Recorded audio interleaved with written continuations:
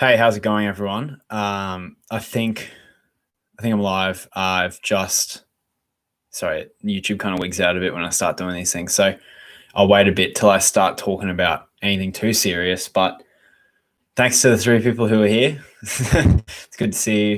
Today I'm just going to do a Q&A. So if you guys are listening to this like recording, I'm just going to do a Q&A. I'm going to talk a bit about what I've been doing, just like YouTube videos wise, and just the fish tanks and stuff like that. And what else was I going to talk about? It's kind of a spontaneous stream. I really didn't know that I was going to do this. Like even 20 minutes ago, I kind of just went, I've got an hour. So we're going to do this for about an hour. I think maybe just a little bit over an hour. We're just going to talk about fish because a lot of stuff going on. I'm breeding a few different things. I've got something that I kind of wanted to talk about to you guys, which is super exciting. And a lot of you guys who follow me on Instagram and stuff, which I highly recommend doing if you want to see like kind of what's behind the scenes. I don't like talking about it in that way. It's a little bit cringy, but I post a lot of stuff on my story and when I feel like it, and just give you little updates of what I'm doing, because sometimes it's too hard to make a whole video, for instance, where I've started breeding Bettas and probably no one here would even know unless you're following me on Insta. So basically, yeah, today we're going to talk about basically that. I do say basically a lot, which is one thing that I've picked up from watching a lot of my videos. And I also wanted to show you something that I found and I've stumbled across from. So if you guys have watched my, not last video, but the one before where we did a tour of Peter's room, Peter is a phenomenal bloke. He's honestly outstanding, great guy. And he's given me a lot of little pieces of knowledge and information which have come in very, very useful, which I want to talk about later. So let's see, what's my Insta? It should be in the description of this live. There should be a link. If not, just let me know in the thing. It's just Keeping Fish Simple. So not a lot of people had that name, and it was easy to take that. But yeah, we've got tons of people in already, like 20 people, which honestly I say this every time, but it really does make me almost, a little bit like, I can't believe that this many people want to come and listen to me talk about fish. But yeah, I think we've got some people following me now. So John Smith just, I see you just followed me. So obviously that link's working. But I just asked on your last video, would koi always be good to stir up fine white sand to keep algae down? Would they eat algae on the sand? So this is just going to be a quick question while we wait for everyone to come in. So Elizabeth, I reckon that yes, because I've got mine on like white play sand. And it wouldn't be that they eat the algae as much, but it would be that they're just constantly sifting through it. So what it would do is it just stop algae being able to grow, because what's going to happen is the sand's going to like constantly be turning. So I just bumped the mic. So probably like if you're wearing headphones, I just screwed you up. But it's going to be constantly turning over that like top layer, and the algae is not going to be able to get any photosynthesis because it's like going to be exposed. It's going to be rotated into dark underneath. I'm not making any sense. Yes is my answer. That would be a good idea. But I guess let's start talking about it. So yeah, last week, it was not last weekend, maybe it was 2 weekends ago when I made that video with Peter. And so the way I met Peter, so if you guys haven't checked out that video, highly recommend it. It's just like hobbyist fish room tour. He's honestly breeding thousands of guppies. It's unbelievable. Like thousands of Endler guppies. I haven't seen that many. It's ridiculous. He's said it started off from 6 guppies for each colony. So he's got like blue stars, he's got black bars and whatever. It's a really, really cool fish room tour. And yeah, it started because he reached out to me with a bunch of Java moss, and he saw like my fish room tour. He said, I've got a ton of Java moss. If you want it, you can have it for free. And I said, no, I can pay you. And he said, don't worry about it. Like, I really enjoy your videos. And I said, well, can I come check out your fish room? Because you're growing so much of this stuff. And we went, I checked it out. But so he gave me some Java moss, which was phenomenal and helped me out a lot with a lot of my koi breeding and especially my Endler breeding and stuff like that. But he also brought this book to show me, and it has completely changed a lot of my thoughts about fish keeping in general. And I've got to show you this book because I'm honestly like, I don't want you guys to think Nick's trying to sell me something. This isn't about selling anything at all. This is just something which I believe every fish keeper needs now. And if you don't have it, it's fine because I'm going to base all my videos off of this. So you like over a long time, you're going to get all this information anyways. But it's this book. Now, this is Ornamental Fish Farming. It's this huge encyclopedia. I've got 2 copies, right? He told me to buy this book. He showed me it inside and I had a look and I was like, this is phenomenal. Like, honestly, this is probably the best book I've ever seen for fish keeping ever. And I was just going to buy one for myself. You had to go through a bunch of hoops just to find this book. So it was a wholesaler and I was like, you know what, whatever, it's Christmas time. I'll buy like 3 of them and then I'll put 2 on my website in case you guys are interested. And if not, I'll just give them away to someone. So that's why I bought them anyways. But inside of this book, honestly, it's a godsend for me. I can't show you it well because I've got my potato with a FaceTime camera, but it is a really hunky book. It weighs like 2 kilos. And it literally, if I just go and read to you guys, I mean, some of the contents page, if you guys want to breed any types of fish, neon tetras, cichlids, literally anything, it's all in this book and it's in extremely good detail. So like the book even goes into marketing fish. So if you want to breed fish for profit, it's actually really, really good. So the reason I picked it up is just because I'm obviously giving this a bit of a crack.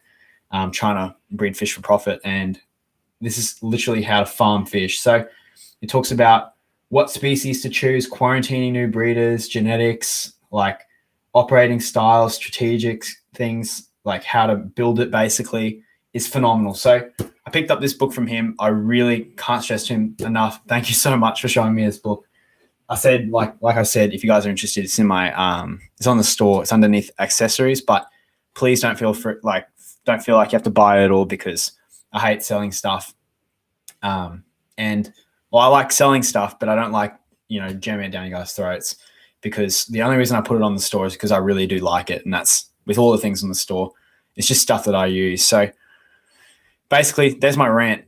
You guys need to check that book out if you haven't. Or maybe there's like an ebook, but it's pretty hard to find. One thing that's annoying is that because it's such a heavy, big book, it's hard to ship across the US. So I haven't put it up for sale for the US. So if you're in the US, you won't be able to purchase it. But if you just reach out to me and you're serious about it, like the shipping was like $80. So the book costs $29 on the shop and you're going to be paying a lot of money, but I'll just still buy it at that price. I'm not trying to sell anything to you guys, but I'm going to start answering some questions here because there's a lot of people in here already. So we got, I'm trying to keep crystal shrimp in a 4-gallon tank. Should I put aqua soil or sand as my substrate? I'd probably go for aqua soil because it's such a small amount of substrate that it won't cost you too much and it's probably just going to be better for the shrimp. But it would be cool if you came to Chicago for Aquashella. True. Yeah, I've always wanted to do that. I'm actually a US citizen because my mum's an American, so I can actually go and live in the States if I wanted to or whatever. So I was definitely going to look into doing that. Like, obviously, you know how it is. The whole world's up in arms. And it's a bit hard to do that right now. But when everything becomes a little bit easier, I definitely like to go around. One thing that I would love to do is actually just go to the US to see, like, my other side of the family. But also while I do that, I'd like to get like a car or just fly around and check out all the fish rooms because in the States, it's just the aquarium hobby is so much more advanced than it is here in Australia. There's like a crazy large amount of people compared to what there is here. And it's just a phenomenal place. And like, I really want to go and check out all the just hobbyist fish rooms. There's tons of people that I hopefully will reach out to and they'll let me come and look, but if not, it's all good. But yeah, I'd love to do some massive fish room tours and like record them and show you guys what I experienced while I was over in the States. But something like Aquashella would be pretty cool. I've never actually been to any like pet expos or expos in general, so it'd be something very different for me to do, but I'd definitely go and check it out. But what do we got? Got Aquamate here. We've got tons of people, Kayla's Aquatics. So yeah, do you think I can keep peacock eel in a 5-gallon with neon tetras? Definitely not. I think peacock eels get pretty big, so you might have a bit of trouble there. How do you get rid of mosquitoes in a tank? The best way to do that is add fish because the fish love mosquitoes. Something super, super easy to do is just add fish and they'll eat it all up. So it's pretty good. Um, Hi, I have a question. I have some Crebensis cichlid fry. They are a little bit smaller than the 1 centimeter. I have a pair of dual cichlids that got some babies. Can I add the babies together? I'd probably keep them separate just because anything that can fit, like any fish that can fit something in its mouth, is going to try and eat it at some point. Like whether it be gravel, whether it be a plant, anything. Fry, little baby fish, small tetras. A fish is just going to experiment. And if they like the taste of those babies, then you might have a bit of trouble. So I'd probably advise against it. But I mean, you can do anything too. Are you KSI friend? No, I'm not. So I'm just going to let these questions keep going through. But one thing I wanted to talk about late here in the USA. Sorry, I just got a good question. But good to see you're live streaming. Most of the fish room groups breeding now. Yeah, so I've got most of the stuff breeding. I actually really do want to talk about this because, and we've got another good question after this, so thank you. Also, Kevin, by the way, the book's on my website, but it might be on eBay. I don't know. It's probably on Amazon too, but it's called Ornamental Fish Farming. It's an amazing book. I mean, anyone who is serious about breeding any fish needs that. And I'm going to keep pumping, like, talking about it because I don't want to sell it to you guys. You just need it. It's like honestly changed a lot of my philosophies about giving fish. But anyways, what was I talking about? At the fish room, yes, everything is breeding except angelfish and rams, which is really annoying. I don't know why, because I based all of my numbers of my business off of that. So don't worry, I'm not like behind. I'm still, making enough fish to cover costs and stuff like that. And you guys have been phenomenal with buying like my epistogrammas, for instance, which became very helpful because I need a little bit of cash just to buy food and stuff like that for the for the fish room. But for some reason, I don't know what it is. Everything in the room, the cories are breeding, epistogrammas are breeding. I haven't tried breeding the neons. I'm breeding bettas at the moment. What else is there? Rainbow fish. Everything's kind of breeding pretty easy, except for angelfish. I've got 4 or 5 pairs of angelfish going at the moment. They're laying eggs, but every time they're going white with fungus. So I don't know whether there's something in the water, or whether the males just aren't doing their job properly. Because I've done like water tests. Basically, the pH is 7.2, GH is almost 0, like the KH is 50. Like it's very, very soft water out of my tap for some reason. I don't know why. And there's I think the TDS could be pretty high. So that means that there's stuff in the water, but we don't know what it is. Now, it's not going to be copper because I've got shrimp in some of my other tanks. So I'm not too sure what it is. Maybe I just need to wait a little bit more. But if nothing happens, I'm going to need to change something. So one of the things I've done is on one of my tanks, I've boosted the hardness up. So we'll see if that fixes anything. But for now, it's just pretty annoying, to be honest. But there's another good question I wanted to answer. So, I mean, besides from like the angelfish not breeding and the rams being a little bit more difficult to breed, like the black rams came in and they were just destroyed with camelina worms from wherever they came from. So I've only got 1 pair going at the moment, and the other ones are just kind of like in a tank, not doing anything because they're not paired off. And they're laying eggs, but they're still a little bit wigged out. So I'm not too sure whether something's going to happen from that. But that's basically how the fish room's going. I'm happy. Nothing's dying. Everything's almost settled in. I'd say everything's settled in. And we're breeding a ton of stuff. So I'll talk about later what kind of stuff we're breeding so you guys just know and can expect certain things on the channel. So the other thing I wanted to talk about here was Robert Mitchell, who is awesome. He comments on a lot of my videos. What deworming method do you use? So there's 2 methods of deworming that I like to use. It depends what kind of worms there are. So I'm used to tapeworms. So tapeworms are kind of what comes in with your guppies. So tapeworms are like, in most of the fish, most of the time, tapeworms are things which make like the fish really skinny and have that stringy kind of clear poop, which is very frustrating to see. And what I like to use to treat that is praziquantel. So that comes in tablets. The ones that I use are normally like the Blue Planet ones, and they seem to do all right. I just quickly wanted to as well. Thanks, Ethan, for the dono. I will be breeding Australian Guppy soon. I'm doing the Blue Star Antlers, but I just had to quickly say thank you for that before it ran out. But so I use Prezi, which comes in that Blue Planet tablet. It's called like Fluke and Tapewormer. So that one's really good for flukes and tapeworms. And you want to, when you're worming any fish, you want to worm it, and then a week later you want to worm it again, because what will happen is praziquantel kills the worms, but it doesn't kill the eggs. So the worms will have eggs inside of the fish, and then the original parent worms will die, but then a week later those new worms will hatch.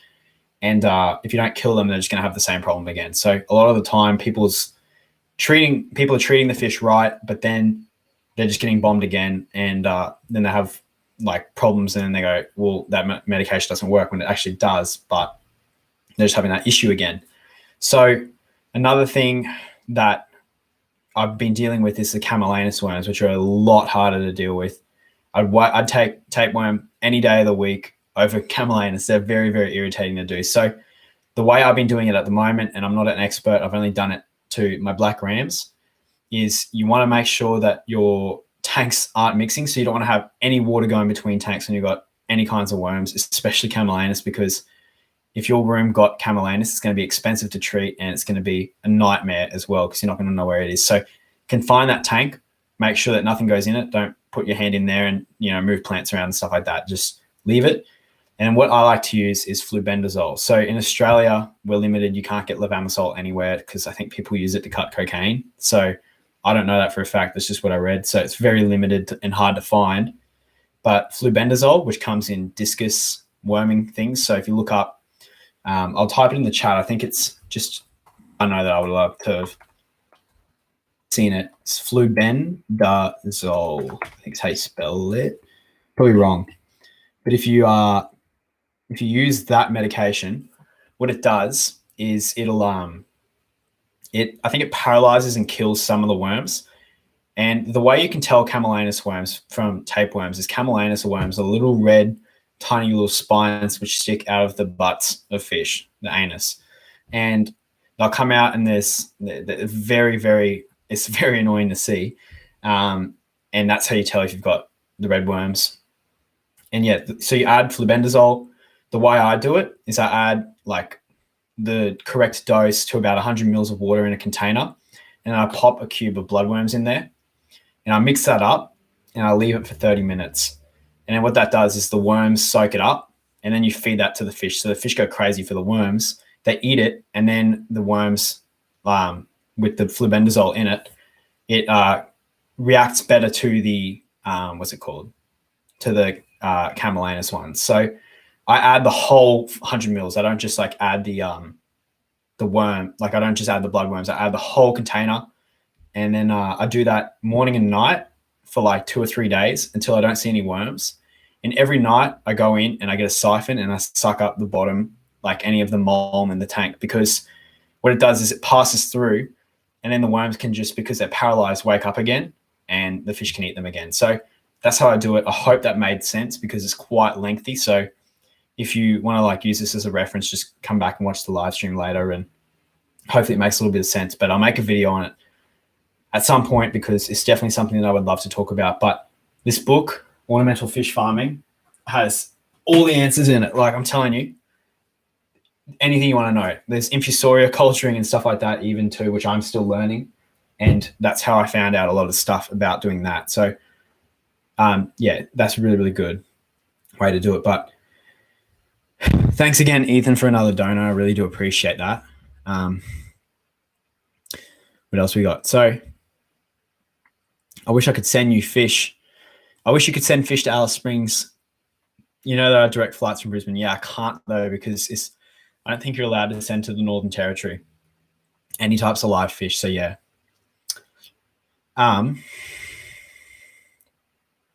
What have we got here?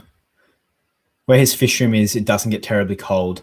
No, it doesn't. But I'm also in a really small room, so it means that my aircon doesn't have to be crazy expensive, because it just takes up like, it's literally a 16 meter squared room. It's tiny. Like you can probably tell from all the videos that I've done in there so far.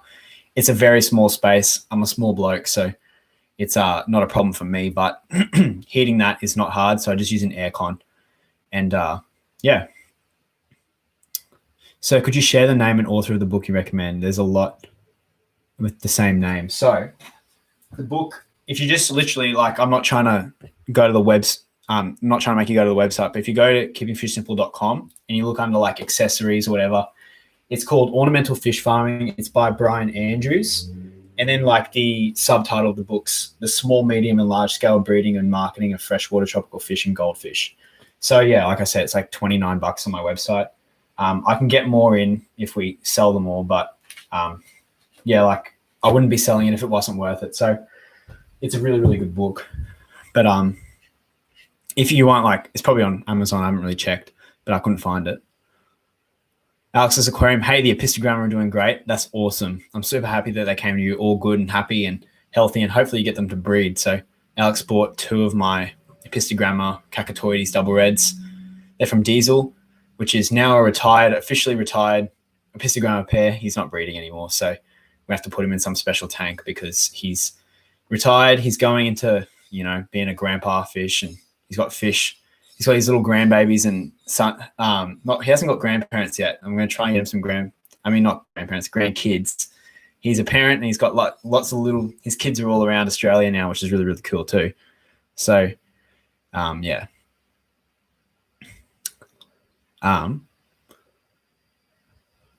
Hey mate, can we put red tail catfish in a 50-gallon tank?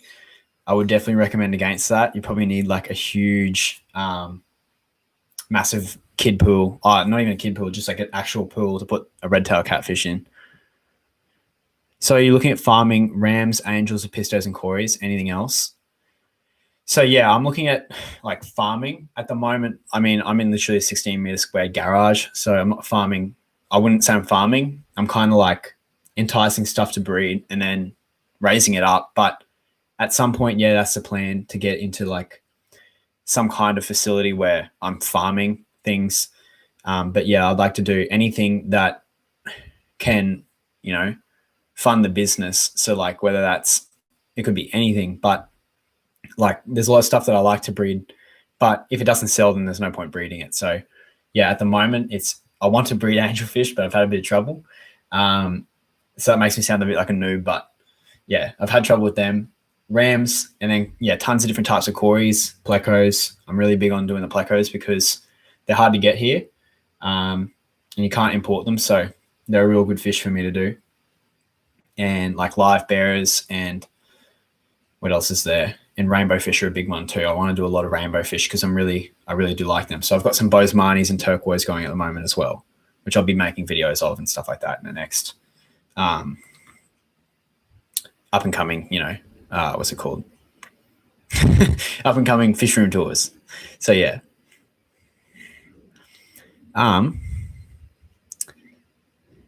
Oh, thanks for saying nice website. Yeah. No, I've honestly, when I see the website, it's kind of like I don't feel too proud of it because it's from so long ago and it's just been recycled from things I've done before.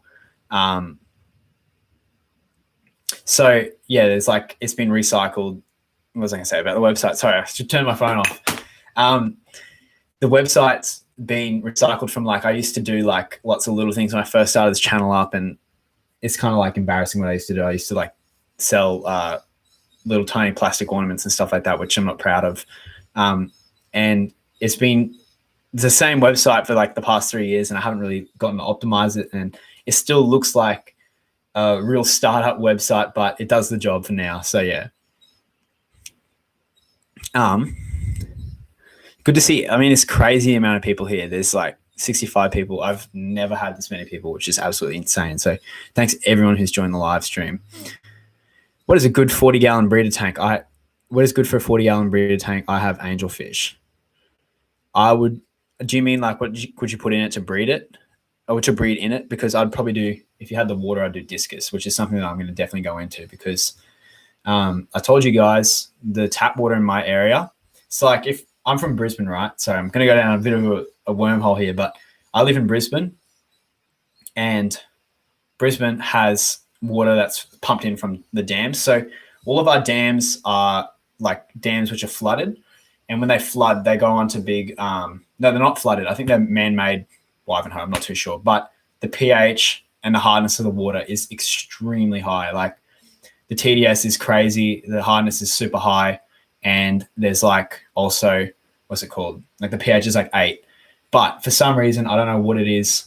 My garage has a pH of 8, but the hardness is nothing. There is nothing in the water, like no KH or GH. Like there's stuff in the water, but it's ridiculous. So I'm just looking at that and I'm thinking, we have to do discus. Like this discus water there, all we have to do is alter the pH down just a little bit and we're sweet. So I'm going to be delving into discus soon. Once I figure out how to do these angelfish, which is kind of like my milestone, once I get the angelfish to breed properly, then it'll make sense to do discus. But yeah, we're going to be doing some discus later on too. So thanks, Regina Sheik, for the donation. I really like, you don't have to donate to me, guys, at all. I mean, I really just do appreciate it because, yeah, like a fish room does cost a lot, but I don't want you guys to have to feel like you have to give me anything. So just watching my videos is plenty. By the way, I see like a lot of people are saying I sent you a message on Insta. Yeah. If you guys wanted to reach out to me at all, normally Insta's the best place to do it because sometimes YouTube comments get a little bit flooded. I'm not the best at answering messages because I'm a bit of a boomer when it comes to stuff. I don't know. Like I'm not great with tech like other people. I'm good with editing videos. Well, I'm like, okay, but I'm still a boomer. I don't reply to messages very well. And so that's the best place to do it though. Is definitely Insta. Can fish swim and see around and swim around in the dark? Yes, but I don't know about seeing. They definitely have like if you think about a lake, right?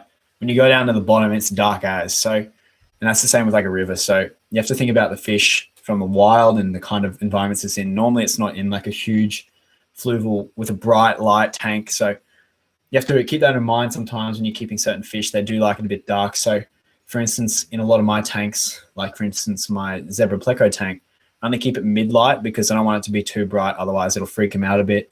And the same with like my L397 tiger plecos. I keep it really, really dark and the water's full of tannin and it's really turbid. So it just depends on the fish. So, I mean, some fish like it really bright. Shallow fish probably like it really bright. Some fish don't care. It's all subjective. But yeah, I think they can see, but don't quote me on it. Can I keep cherry shrimp with Betta? I would probably recommend against it because Bettas can become very, I wouldn't say aggressive, but they get hungry and a shrimp is just a perfect little snack for a Betta. So I would probably advise against that. Are Bosemani fish good, rainbow fish good for a 40 gallon? Definitely. I'd get like 6, 7 or 8 of them and put them in a 40 gallon and then let them breed. I'd put a spawning mop in there, put them in do the whole rainbow fish breeding process and fill up that tank with a bunch of Bosemanis. What have we got? Could angelfish live in a 20 gallon high? Yes, I'd probably do like 1 or 2. And then I wouldn't keep more than 2 in a big, like in a 20 gallon because it's a little bit small. What have we got going on? I kind of wanted to talk about at some point. Just there's a few questions. Thanks. Jason bought one of the books, so we've only got 1 book left. I'll have to get some more in, but thanks so much for buying that. But I did want to talk about later on in the stream about bettas because that's the next thing that's going to be coming out on the channel is bettas. So I guess I'll just start talking about it now, but just trying to see. Any advice on breeding electric blue rams? I got my first pair from local fish store. I'm not the person to ask right now. I don't have any advice. I guess watch the black ram breeding video on my channel, but that's the only advice that I could give you. Since I've moved into my new room, I have not had any success with any rams really. So I'm not going to be able to give you too much information, but I did breed them successfully at home. I just had a bit of trouble when I was bringing the fish into the new fish room, like all the fry. So don't mind me. Makes me a little bit upset that I stuffed that up, but it's all good. But yeah, I have angelfish wigglers, but they still have some white eggs. Wait till they're hatched to remove the white eggs. I wouldn't even bother. If they're wiggling, normally the angelfish wigglers are fine. They're not going to get attacked by fungus. One of the best things you can do, though, is just add a couple of drops. Like if you've got, like, for instance, a 20-gallon tank, add like 4 or 5 drops of methylene blue, and that should kind of limit and inhibit some of the growth of that fungus that grows on the white eggs. So I wouldn't worry about it too much. Don't stuff around with it. Just wait till they've all hatched. The parents will take care of it, and or if they're even in there by themselves, don't worry about it. Just leave them. I just got a 375-liter tank, Nick. I'm planning on putting some angels and cories in it. I hope to set it up and add a couple mystery sails to cycle it. Any ideas for some fish? I would, so is that like a 6-foot tank? Because I'd probably do, well, it depends. Like, I mean, it's all up to taste. Not too sure, because most of the time I'm probably not the best person to ask. I think going with angelfish could be really cool, but and like a big school of cories down the bottom, like some sturbays or something, could be awesome. But yeah, so I'll just quickly talk about, so for some reason, I don't know what it was, I was watching a Marks Aquatics video. If you guys saw my YouTube history, you'd be like, this guy's an absolute nerd. I watch like 95% fish videos on YouTube. So I was watching, for some reason, I don't know what it was, I was watching an update video on Marks Aquatics from like 3 years ago. And there was this scene of like, he had this grow out tank, and it was like a 4-foot tank, and it was just full of bettas. And I just went, like, something clicked in my head, and I was like, bettas. I'm going to do bettas. So that got stuck in my head, and then I looked into it a little bit. I've never kept bettas before. And I went to the fish shop, like my local fish store, and it was an awesome looking male. And it was just, when you have like a bit of a moment, you go, yeah, nah. Like, I wasn't going to go in, but I need to get this fish. I had that with this male, and it's just this beautiful long fin koi male. He looks fantastic. And I got him a female, and basically took them home, bred them straight away. I put them in a tank and did the whole breeding process. Bred them, got some fry. And I just did that to get some experience before I like made a video on it. And now I'm breeding them for the second time. And I've also got another cool pair of, what's it called? The blueberry koi. So blueberry koi male and blueberry koi female. And I'm breeding them as well. So I've made this awesome YouTube video, which, like, I don't know, you guys might not like it, but I absolutely love it. It's this awesome breeding series of how to breed bettas. And I've done the first episode, so I've bred one of the pairs. I'm still waiting for the blueberry kois to breed, but I've started breeding bettas, and one part of that as well. So we're going to have the how to get the eggs. We're going to do how to hatch the eggs, which is very, very easy, and how to raise the young, which is probably one of the more challenging parts of the whole process. We're going to do that. I'm going to do a whole series on it like we did with the neon tetras. So I've already made episode 1, almost done. And we're going to do that. And then part of that is we're going to have to build a barracks. So up the back wall of my fish room, I'm going to make a small little mini Betta barracks. And basically what's going to happen is all the fish I breed, I'm going to grow out in big 4-foot tanks. So each Betta like batch is going to go into a 4-foot tank until they're all adult size at about 3.5 to 4 months. Then I'll pick out the best looking males and females, put them on the Betta barracks so I can breed them. And they're also going to be for sale on the website, like each individually labeled. Like, hopefully this will go through because this is my plan. And you guys will be able to like choose which ones you want to take. And then the rest of them, I'm just going to take to a wholesaler and they can do the individual jarring, because I do not have the space to do that in my fish room. But that's one thing that I'm working on at the moment, is breeding bettas, and it is so fun. Like, they are definitely one of the most rewarding and fun fish to keep and breed ever. They show a lot of personality, super, super easy to take care of. And it's amazing that for someone who, like, I've been in the hobby for like nearly 8 years, and for like that amount of time, I've never had a fighting fish Betta the whole time. So it's going to be pretty cool once we got like all these big 4-foot tanks full of bettas, which is my plan. I also wanted to do another separate one. So like I wanted to do my whole breeding series. And then after that, I wanted to do a breeding series where I take like 8 or 10 like big containers, like the clear ones that you get from like Kmart or Walmart in America or whatever. and put a pair of betters in each one, which we're going to have to do after we have the barracks. And we can do like breed 8 pairs of betters in one go and then raise up like 2,000 betters and just see what it's like, because these are all the random things that I wanted to do when I had like 8 tanks in my mum's breakfast room. So I'm finally getting to do all these like cool things and just random things where you just breed up a ton of random betters. So that's the plan.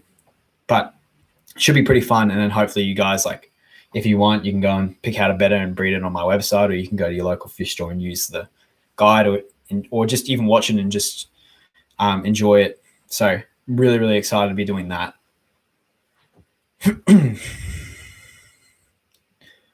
Also very rare to find a fish pet YouTuber. Yeah. I guess I have to say that I'm a YouTuber now, but I don't even consider it. But located in Brisbane, most of them are from other countries. Yeah, I know. There's not a lot of people here in Brisbane that I know that do any kinds of YouTube videos. So,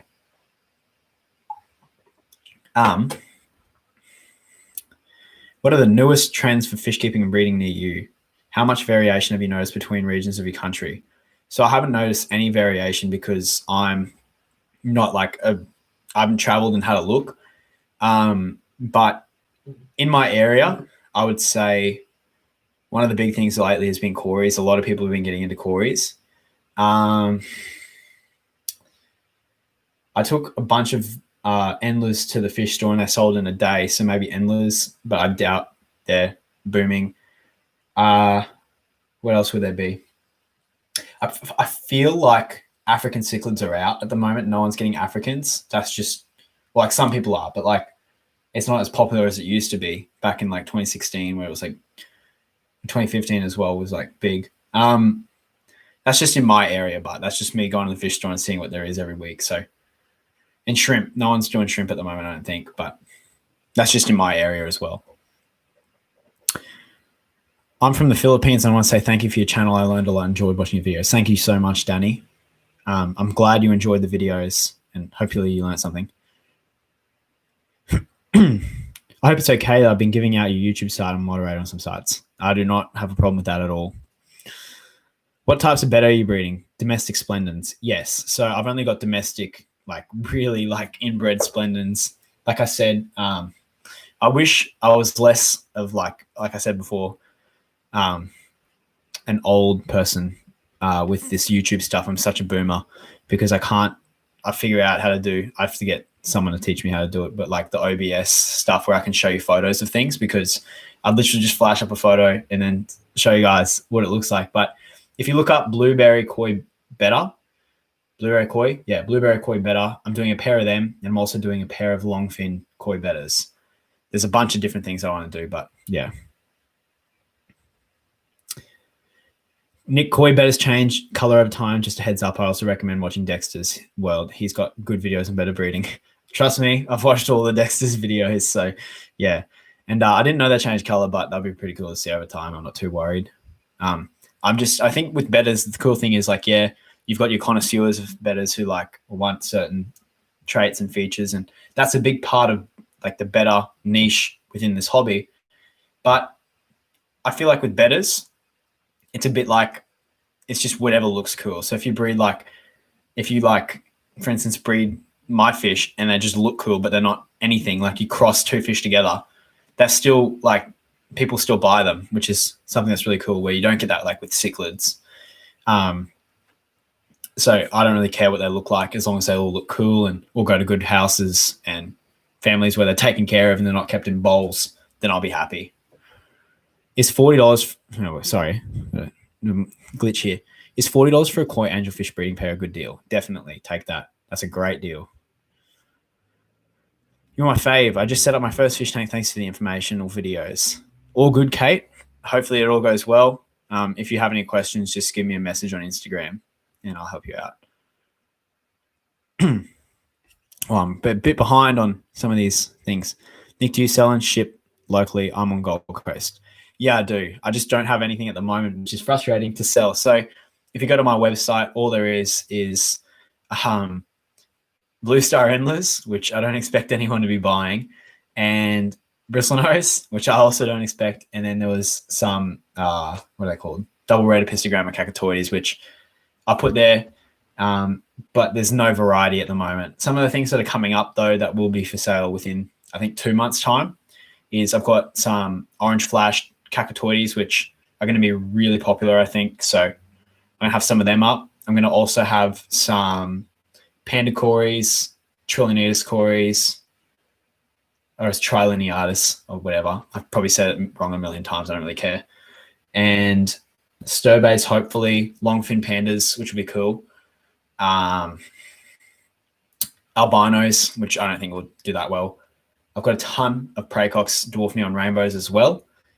And bettas, which will be like 3 to 4 months away. Hopefully angelfish, but I haven't bred any yet. So bristle, like I said, bristlenose. And what else? I felt like there was a few more things, but I don't remember.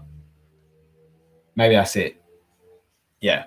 So, and hopefully some black rams, but I don't have any fry of them yet either. So we'll just see. But those are the things to expect. But yeah, that's all that's on the website at the moment. There's not much stuff on there. Can arowana live without a heater? Definitely not. I would recommend getting the most expensive equipment if you're going to get an arowana, because it's not worth losing those fish. Have you ever had an interest in American cichlids? Yeah, like not the big ones. I've never been a huge big fish fan. Maybe I will be later on, but for the short amount of time, like in the short, what am I trying to say? For the moment in time, no, I won't be doing big fish at all. Or, I mean, like Americans, you can be talking about like rams and episcogrammas, but I think you're talking about like the big things. So no. You can try the wild breeders. I have a pair of Betta rubra, which is mouth brooder. Yeah, definitely. If you want to do a deal, we can probably like do a swap or something like that. And we can do some bettas, because I'd definitely like to try that. You should get some more type of endlers, like tiger endlers, red scarlet endlers, or even some wild ones like black bar, lime green, ECT. Yeah, I probably should. I wanted to do bettas. I mean, not bettas, endlers as dither fish for a lot of my pleco tanks, because I've got seed shrimp invasions. There's just so many seed shrimp in all those tanks because there's nothing that's eating them. So I probably should do some endlers because they'll wipe them out. But then also the other thing I'm worried about is just that I've got such soft water that I have to actually add mineral to the water so that the endlers do okay. So I don't want it to become like a burden, because they're so, like, when we talk about them from a cost perspective, it's not really like you can spend a lot on treating the water. Like, yeah, I could just add crushed coral, but it's not even enough to raise it enough. So it's not really worth it sometimes cost-wise to do stuff like that, especially because I don't want to buffer up the water in a pleco tank, because the plecos love the soft water. So yeah.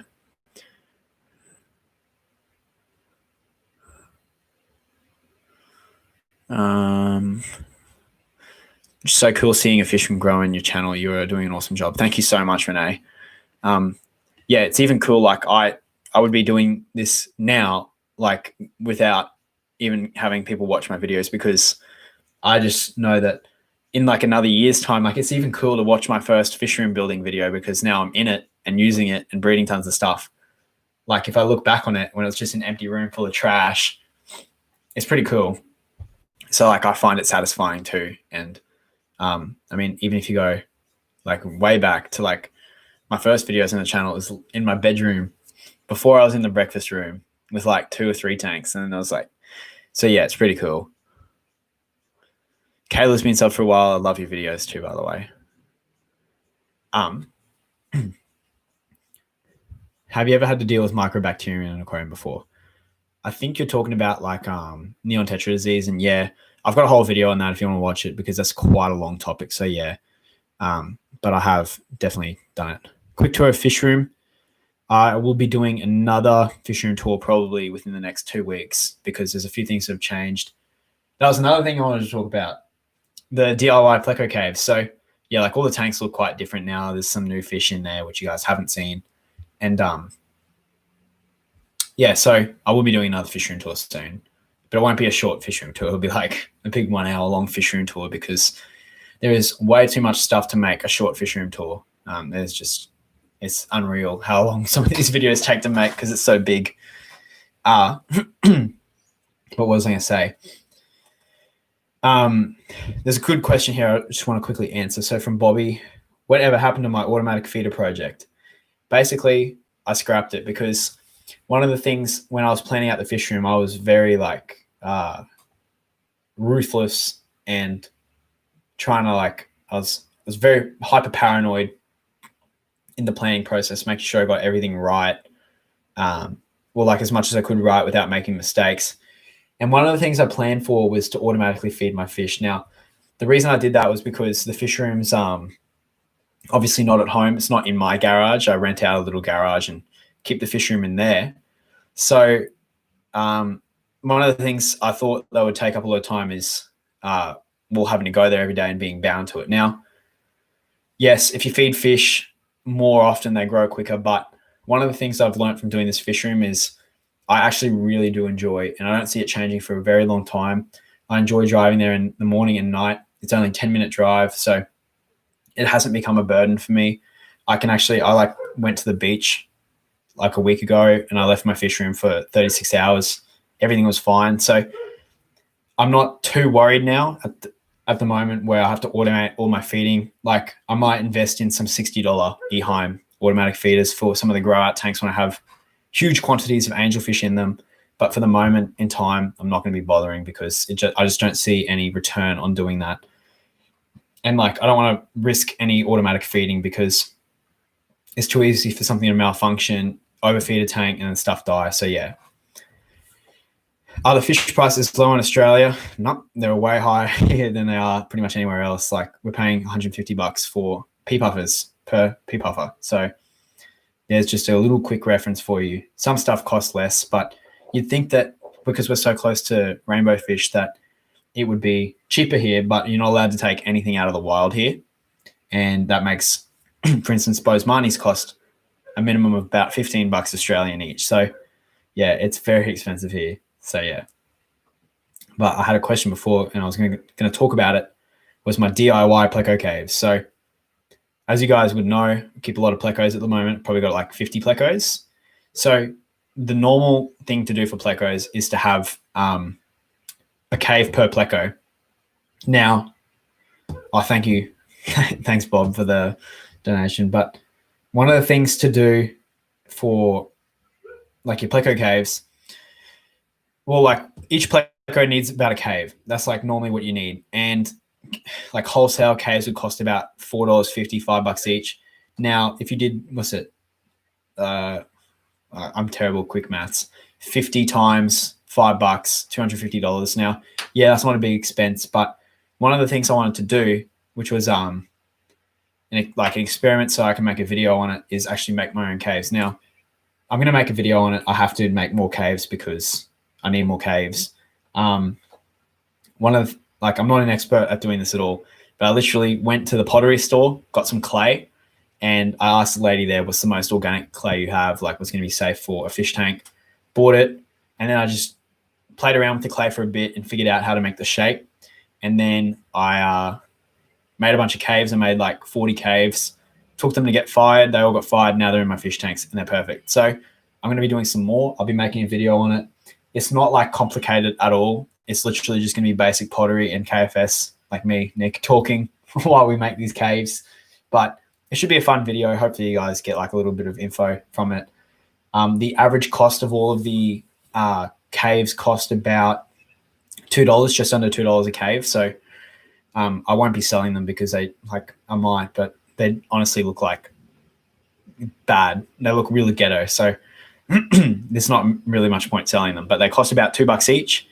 You can probably get them cheaper, but the reason I wanted to make them as well is I wanted to know the shape of the cave. So for instance, on some of the caves like that I'm going to be using to breed some of the more rare Laurocaridae plecos, I bent the end so that they had an area to go into at the end so that you could still see the end, but there's a little bit concave so that they could lay their eggs in it. And just little tiny things which make me, like I'm probably being a little bit OCD on, but that's why I kind of did it. So yeah, there's a lot of stuff that hopefully you guys learned from that video, but I haven't made it yet, but I will be doing it soon. Hi, I enjoy your blogs, very informational and helpful.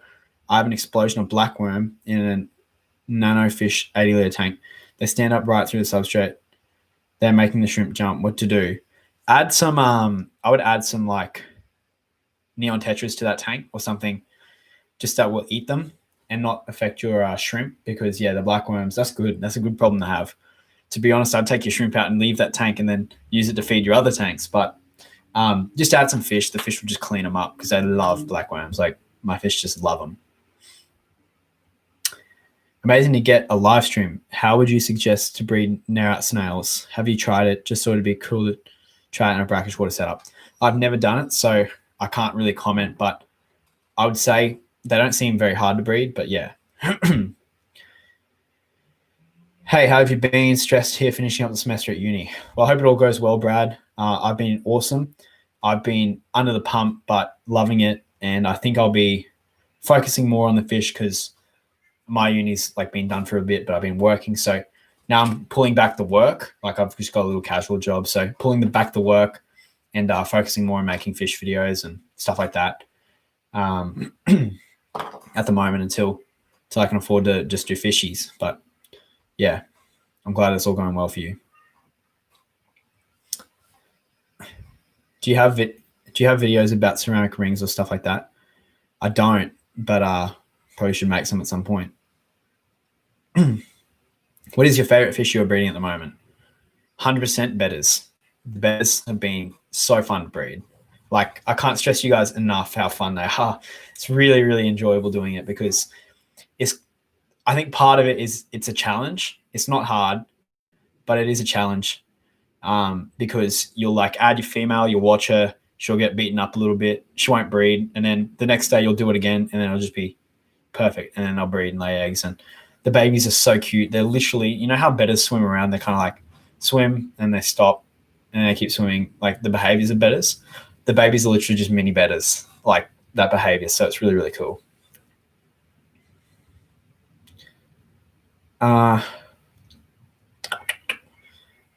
Lots and lots of questions. Cheap caves from Tech Den online cost about $8 each. Yeah, that'd be about right. But I mean, if you had like one tank with plecos, and you spent $80 on caves, it's like, yeah, okay. But I wanted to, make a ton of caves. So yeah, it's kind of part of the decision. We'll see.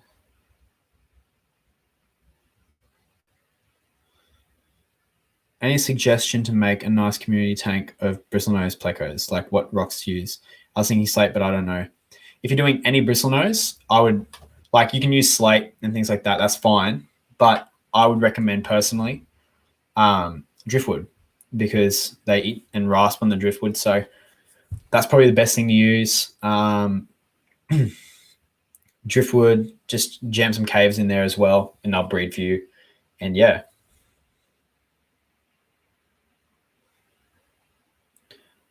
Can I keep albino corridors with Julie eyes? Yeah, definitely can. That's fine. That's it. Yeah, that's a good mix. My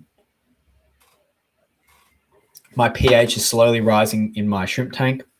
I added a jar of fluval stratum, but it didn't seem to do anything. So normally when your pH rises, it's because you've got something else in your tank that that's causing it to rise. So when you say rising, I'd think you're talking about your pH going from 7 to 8. So normally what makes that rise is a larger amount of mineral content in the water. So for instance, you might have more KH, like carbonate hardness or general hardness going up in your tank, and that's boosting up that pH. So if you want your pH to go down, what you're going to want to do is you want to take out those minerals that make it go up. So what I would recommend doing is investing in either a little small RO unit, so RO, reverse osmosis water system, and that should give you a little bit of help. And then you can just add like half RO water, half tap water, and they'll bring your pH back down and neutralize it. Or I'll do that. Or you could add like some Indian almond leaves, but that would only temporarily do it until it buffers back up because of your, because of your mineral content in the water. So I'd probably invest in like a small $80 little RO portable system, fill up a bucket at a time, and then just do mixing, and that should be good. But like Indian almond leaves are normally good. You can add driftwood to the water as well. That can sometimes bring the pH down a bit. It all depends, but like for instance, if you've got like someone's just talking about CO2, CO2 also bumps up the pH in the water, I'm pretty sure. So just little things.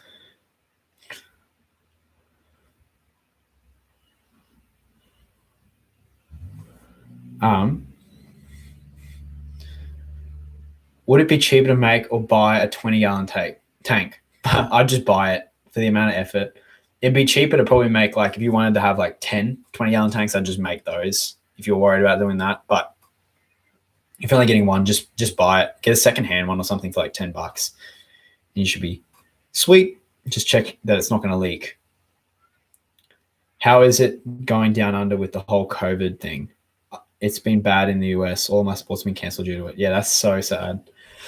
Yeah, I know. I feel really bad for all you guys because it seems to be a lot worse there. We've kind of got it under control here, it seems like. So I'm basically living my life normally. So yeah, the only thing that's annoying is sometimes like shipping can be a little bit tricky. So if you're shipping any kinds of fish, then that can be a bit worrying. But besides from that, it's all fine here. So I hope it all goes better for you guys over there. But yeah, kind of that really sucks.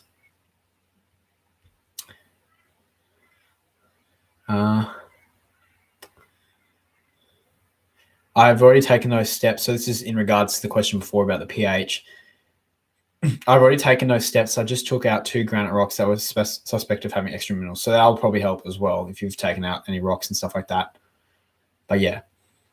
Do black neon tetras require the same care as normal neons? Yes.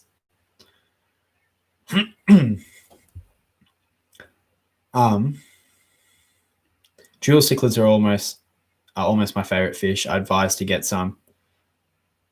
They're a little bit aggressive, but so beautiful and easy to breed, and they're also really intelligent. Well, that's really awesome. I'm glad you're enjoying them.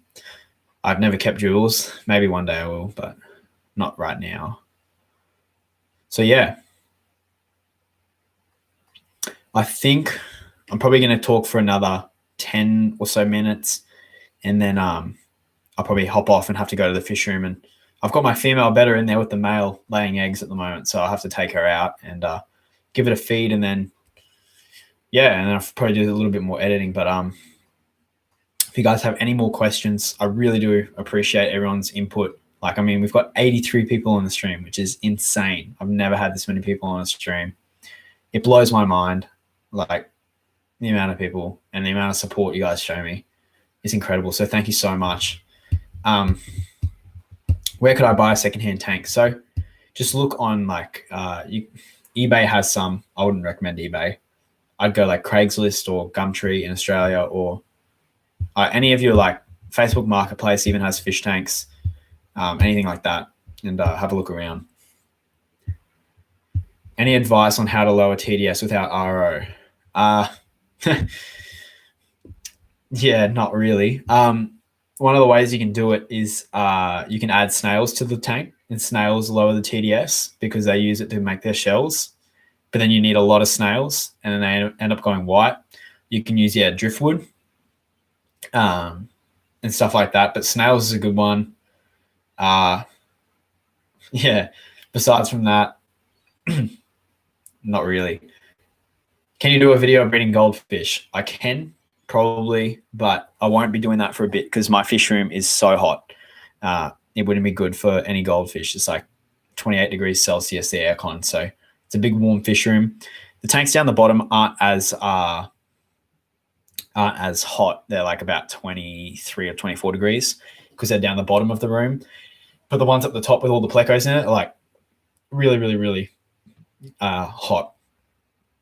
Rainwater is low in TDS if you want to use to lower TDS in your tank. Yep, you can use rainwater, but the problem with rainwater is it's like you don't know when it's going to rain, so sometimes you can run out of rainwater. And the other thing too that I haven't really thought about, and I've only read because of, I hate to bring it up again, I'm sorry guys, but because I've read this book, it talks about water quality, and like for instance, this whole farm shut down mainly because of water quality. So one of the things it talks about is zinc, because zinc is used in a lot of things on your like on your roof, like if you have like a, what's it called?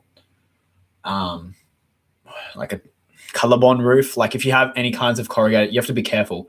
Like a lot of the roof paints have zinc in it, and that absorbs really easily into the water and is super toxic to fish, and especially like if you've got shrimp and stuff like that. So that's in this book as well.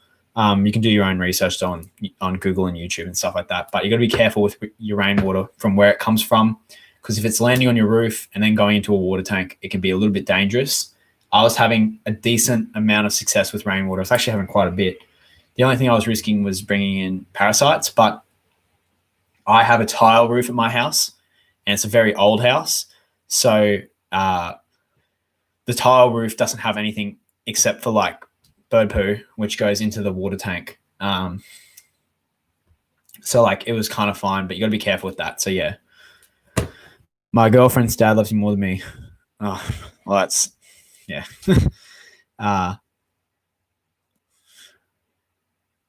Can I use AC water? I don't know what that is. What are your favorite types of Cory catfish? So at the moment, my favorites would be, I like the black Venezuelans, I like the sturbays, and I like pandas. I like the longfin pandas probably. If I was going to be honest, probably the longfin pandas, because I've had quite a bit of success breeding them. They're pretty much the same. They're actually just the same as a panda. They look really cool, but they're like, honestly, I can't wait to be selling those because they look so cool. What corridors do you recommend for a 6 gallon? How many? I'd do pygmy cories if it was that small of a tank, and I'd do like 8 pygmy cories, and that'd be really, really good.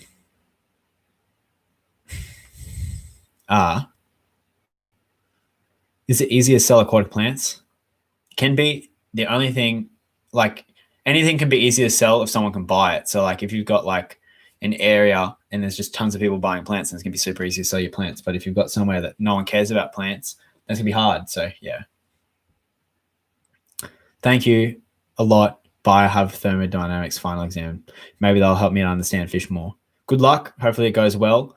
And yeah. When are you selling the longfin pandas? I'd totally pick up some of those myself. When I've bred them, I've still got to get them to grow up. I've been breeding a ton, but I've just got like a bunch of fry. And one of the things that was kind of like stupid, but it's not a problem, is I put all my normal panda eggs with my longfin panda eggs. So I have to grow them up and see which ones have long fins. But yeah, like they're not interbreeding or mixing or anything like that. But I have to still wait and see which ones get long fins. But I'd say like 3 months max. Because one of the things actually that happened was I had the tank and I was doing really well, and the longfin pandas were small. They were like just hitting breeding age, and they were laying like 5 eggs at a time, and I was just picking them out every 2 days. And then I added sand to the aquarium, and it bumped the pH straight up. So the pH was like 7.2, and it went up to like 8, which is way too high. And it neutralized down at like 7.5. But I feel like it was just too hard, and it kind of gave the longfin pandas a bit of a spook. And they just stopped breeding for like 3 weeks. And only today they started breeding again when I added 3 or 4 buckets of RO water to the tank yesterday just to bring it down again. So, yeah, I'd say 3 to 4 months. Thanks so much, Brad, for the donation. When am I due? Can you do another angelfish breeding video? Yeah, I just have to get them to breed. Yeah. Sorry if I'm not answering your questions. I can't see them because there's just so many people going. Can I put Malaysian trumpet snails in my Betta tank? Of course.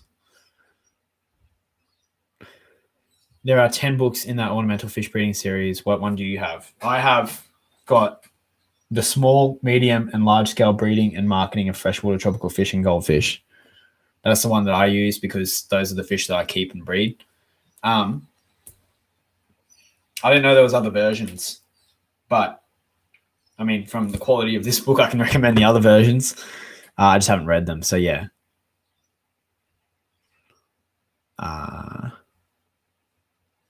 What questions do we have? That was one question. I've been here since early in your YouTube career, and it's been super awesome to see your growth and amazing things you're doing now. Super happy for you, man. Anyway, I'm going to head out almost midnight. All right, see ya. See you, Brad. Shout out from the Philippines. My fish room is on its way and inspired by yours. I made standstill just like your advice from the last live video. Thank you for listening. Someone listened. Yeah, I'd definitely recommend doing stands, steel stands instead of wood stands. Wood stands are fine. My fish room's only designed to be around for like the next 2 years, and then hopefully I'll be in a bigger facility. But yeah, like it makes me pretty nervous seeing like wet water on the floor when I'm doing like water changes or when I flood my RO system or something like that, which is bound to happen. It makes me very anxious because, you know, you risk rotting your stands if you're going to have them for a long time. So metal is definitely the way to go. Can you breed angelfish and epistrogrammers in the same tank? Probably. If the tank was big enough, you could probably do that.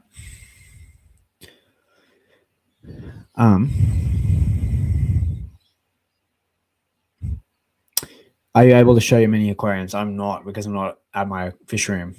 I'm just up in my bedroom. You can see this is literally my bedroom. And then at the end of my bed is all my fish shipping supplies. So I've got my packing peanuts, which is how I pack the fish. So they come in like an esky box. I'll talk about that now. So like, for instance,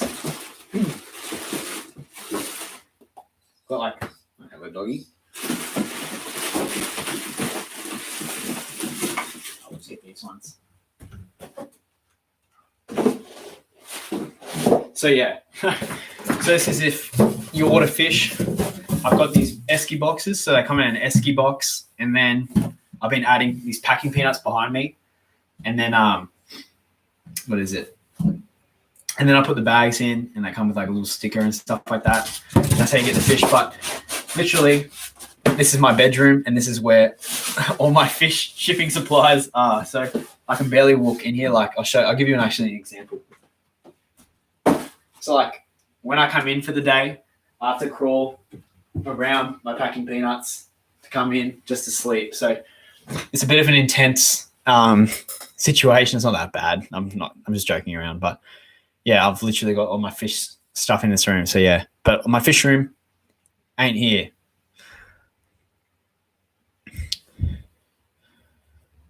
Why didn't anyone tell me you were live? Damn YouTube.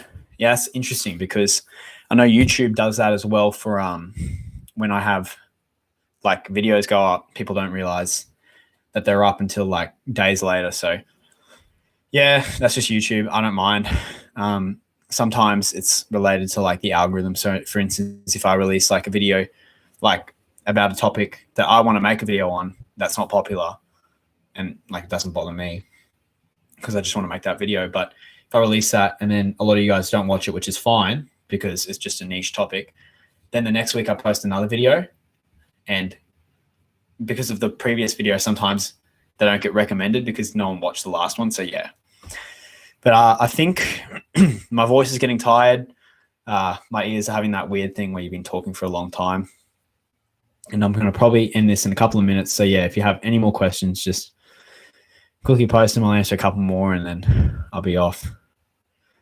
Have you ever thought of putting stands on cinder blocks? I have mine built out of cinder blocks with 2x4s on them so the wood doesn't rot. Yeah, I did think of doing that, but I did all the measuring and it didn't work in my fish room because I couldn't maximize the space. So I was going to do that, but then it was just more efficient to make my own big stands myself. Can you breed crebensis and piscogrammas in a pH of 7.5?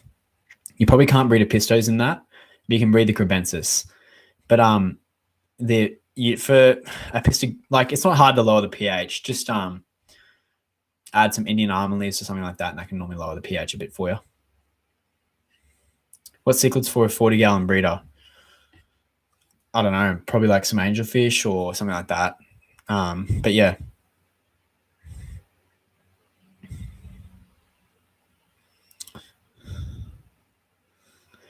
Oh, what are we here talking about?